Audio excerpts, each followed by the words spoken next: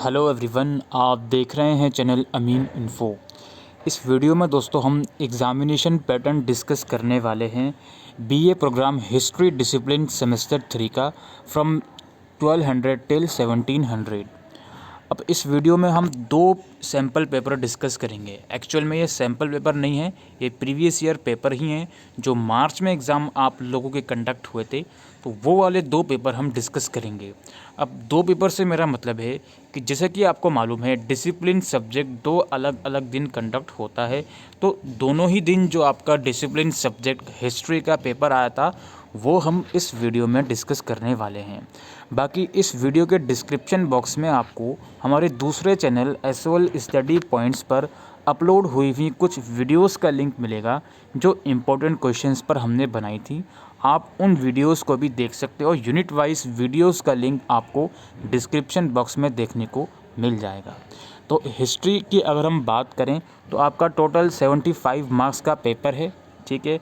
और इंग्लिश या हिंदी कोई एक मीडियम में आप पेपर करोगे irrespective of your chosen medium, यानी कि आपका मीडियम कोई भी हो, आप या तो पूरा पेपर इंग्लिश में अटेम्प्ट करोगे या फिर पूरा पेपर हिंदी में अटेम्प्ट करोगे, ठीक है जी।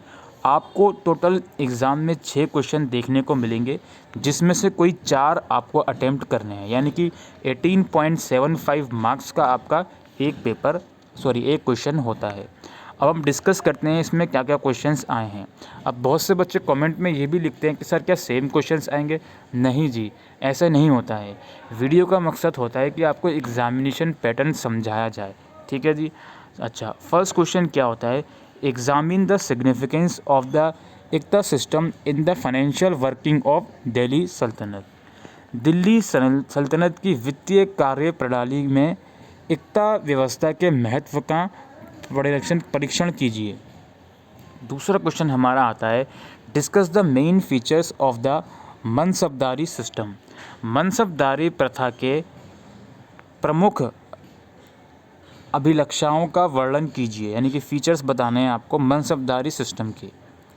थोड़ा पेपर दोस्तों ब्लर है, उसके लिए माफ़ी चाहता हूँ, बिकॉज मैंने खुद अपने इंस्टाग्राम हैंडल से ये स्क्रीनशॉट्स लिए हैं, तो थोड़ा ब्लर है ये, ठीक है, आप क्या ही कर सकते हैं।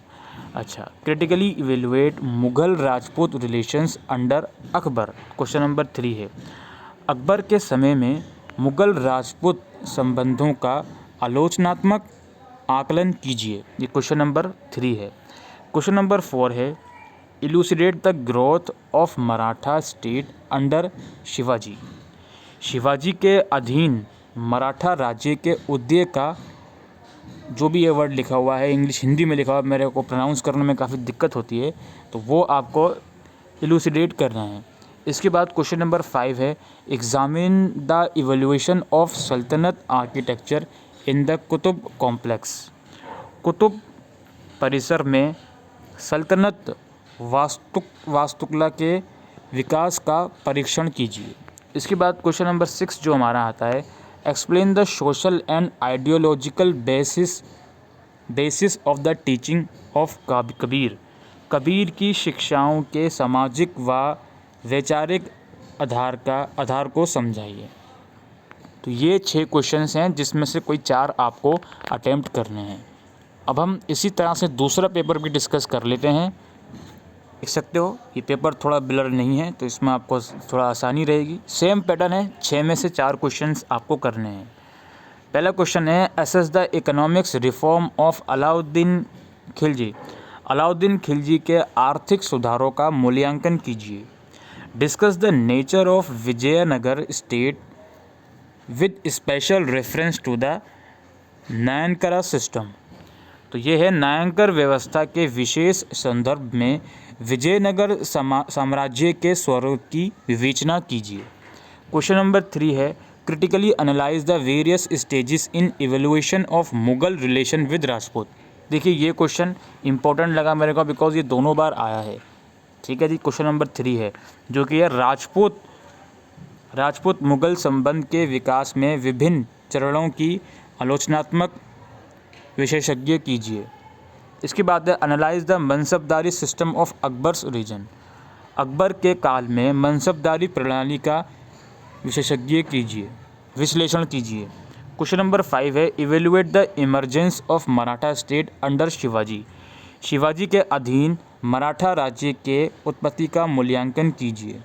और जो हमारा लास्ट क्वेश्चन है, trace the contribution of Kabir on medieval society. मध्यकालीन समाज पर कबीर के योगदान का आकलन कीजिए।